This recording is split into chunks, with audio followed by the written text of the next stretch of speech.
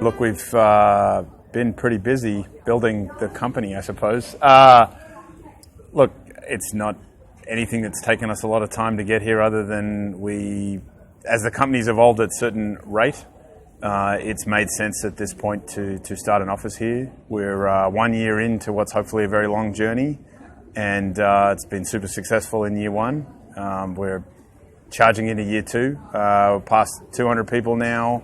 Goal for next year is to get to 500 people, doing really meaningful work that's driven around the globe from here, so that's really exciting.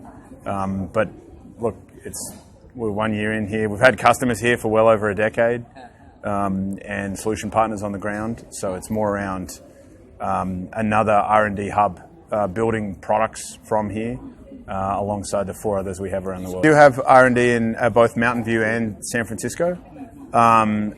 So yeah, we have 5 or 6 engineering hubs around the world now, of which Bengaluru was the latest addition, I suppose, and brings its own talent flavour, which is excellent. It fitted the talent we had early on here, I suppose, well. It was some services are easier to move, so we're trying to move existing services here as well as grow new services and products from here at the same time. So when we look across all the services we had, that fit pretty well. We've got large parts of Jira now built here, as well as our commerce team driving our global commerce service, which is a large service from here. I mean, I would say we are a cloud-first company. So 90% of our new customers now would start with our cloud offerings and be in our cloud offerings. Obviously, we have a 17-year history of on-premise offerings as well. We're big believers in customer choice. So where the customer chooses to run on-premise software or is already running on-premise software, we're going to continue to support that customer and help them. At the same time, the new customers are overwhelmingly choosing our SaaS offerings. So it depends on what you mean by cloud first, but it's certainly a huge area of investment for us. Look, it's interesting. Philosophically believe all innovation is inside the building. We don't believe it's all outside the building either, right? So if you look at our history, about half our products were acquired, and we've invested heavily in and grown since acquisition. About half our products were created entirely in-house. I mean, integration with M&A is it's not an easy thing to do. It's something we've become quite good at. But certainly needs to be the factor in any acquisition is how easy is it going to be to integrate? Is there cultural similarity? Is there business model similarity? Geography is an issue. So all those things are reasons to or not to acquire a product as much as the product itself and its size and everything.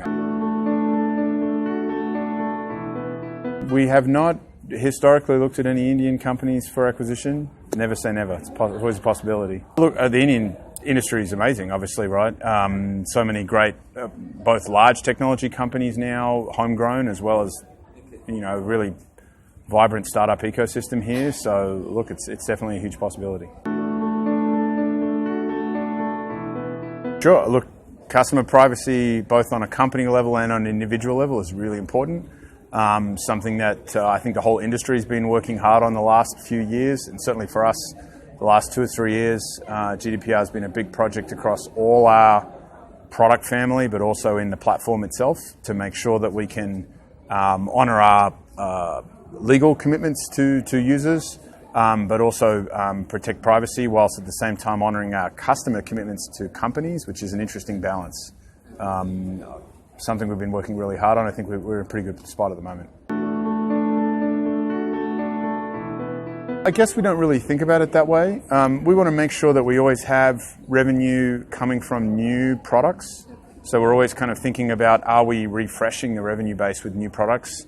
But at the same time, we have products that have very, very large market spaces and continue to grow. So, the team we have working on Jira today, despite being 17 years old, is the largest team we've ever had working on Jira. So these products don't stop. At the same time, we do a lot of R&D internally on the services that we provide in our platform.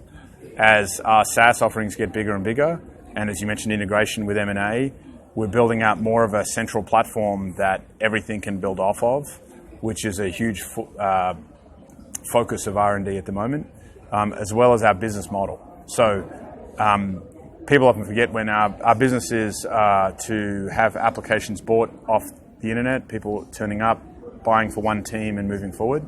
That actually requires a lot of engineering to make that happen. So we're replicating a lot of human processes in engineering,